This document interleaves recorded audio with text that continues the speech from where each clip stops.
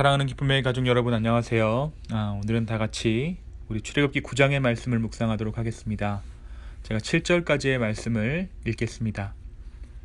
여호와께서 모세에게 이르시되 바로에게 들어가서 그에게 이르라. 히브리 사람의 하나님 여호와께서 말씀하시기를 내 백성을 보내라. 그들이 너를 섬길 것이니라.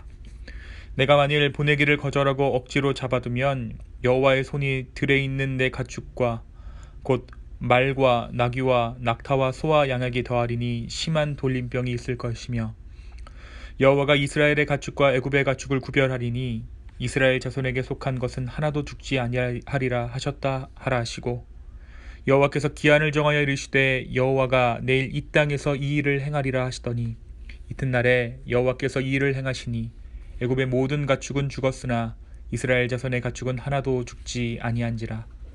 바로가 사람을 보내어 본즉 이스라엘 가축은 하나도 죽지 아니하였더라. 그러나 바로의 마음이 완강하여 백성을 보내지 아니하니라. 아멘. 우리가 계속해서 애굽 땅에 임하고 있는 하나님의 재앙의 그 현실들을 우리가 말씀을 통해 묵상하고 있습니다. 오늘 말씀 9장은 애굽에 임한 세 가지의 재앙을 소개하고 있어요. 짐승에게 임한 돌림병, 그리고 사람에게까지 임한 악성 종기, 그리고 모든 농작물에 해를 끼친 우박이 오늘 말씀이 소개하고 있는 세 가지의 애굽에 임한 재앙입니다. 먼저 하나님께서는 애굽의 가축들에 심한 돌림병이 돌게 하십니다. 그리고 이 심한 돌림병이 돌게 하실 때에 이스라엘 자손들의 가축들은 돌림병으로부터 보호하시죠.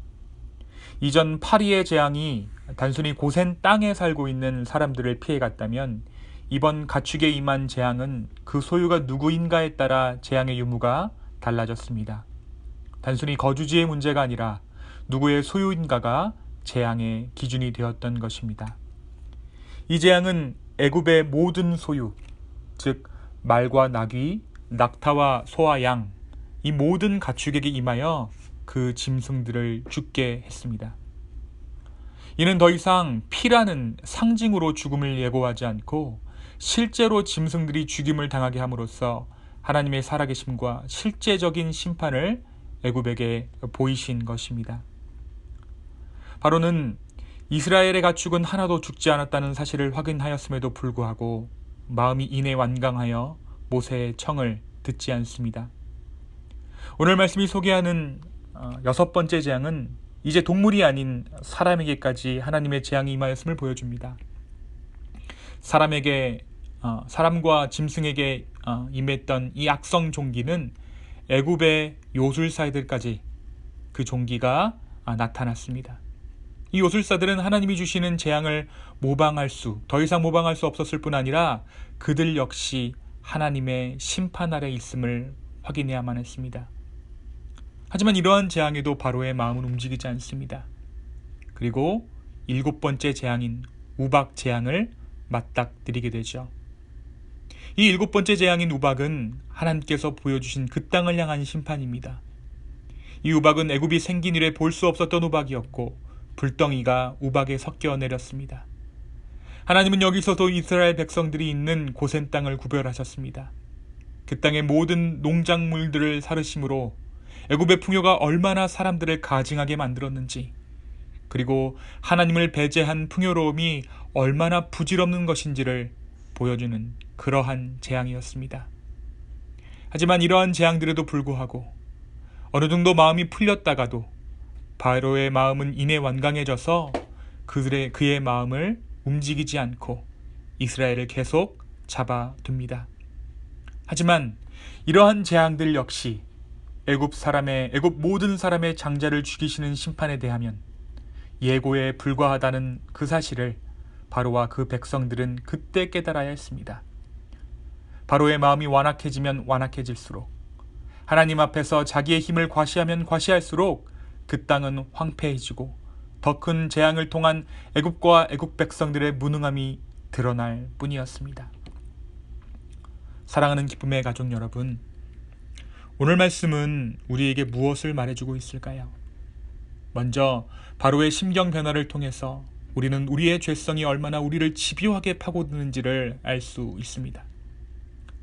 바로는 맨 처음에는 이 땅에서 제사를 드려라. 그리고 너무 멀리는 가지를 말아라.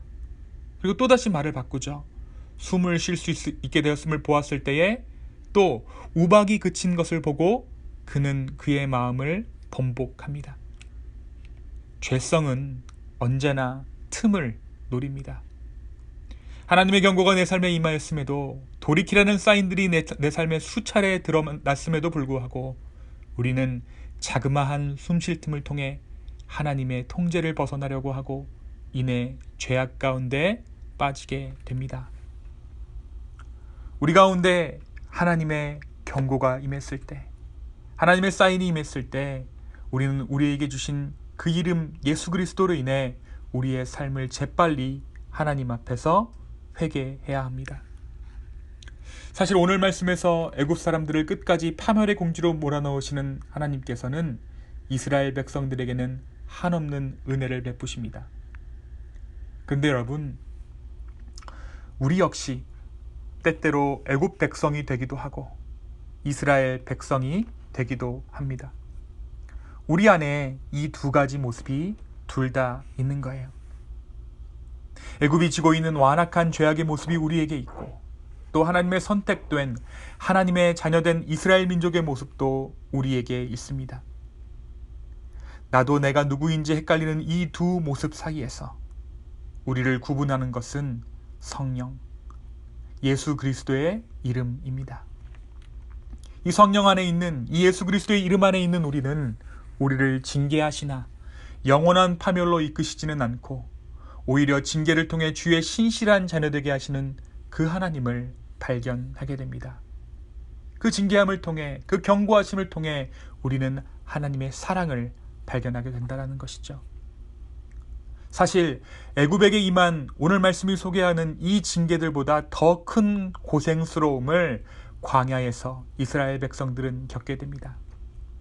그러나 그러한 고난은 심판이 아니라 하나님의 사랑이었죠. 오늘 말씀에서 애굽은 고통당합니다.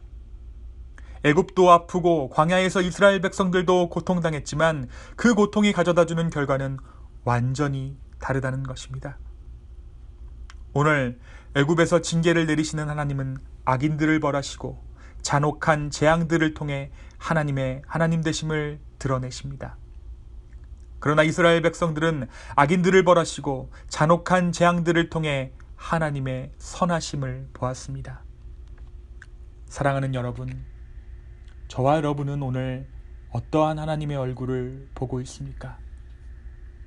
세상을 향한 징계 가운데, 그 심판 가운데, 그리고 또한 나의 삶 가운데 임하는 하나님의 그 사인들을 우리는 무엇으로 받아들이고 있습니까?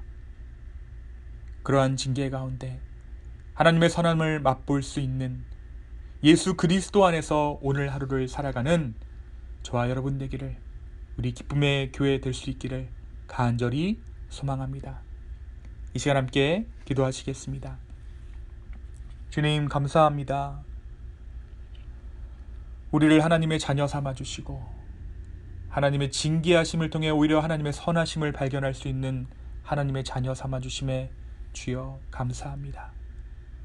주님, 우리가 회개할 것들이 있다면 마땅히 회개할 수 있도록 주여 인도하여 주시고 합력하여 선을 이루시는 그 주님의 선함을 오늘 하루의 삶 가운데 주님 우리가 발견할 수 있도록 우리를 축복하여 주시옵소서. 온전히 이루시는 그 하나님, 우리가 그 주님을 오늘 믿음의 눈으로 바라봅니다.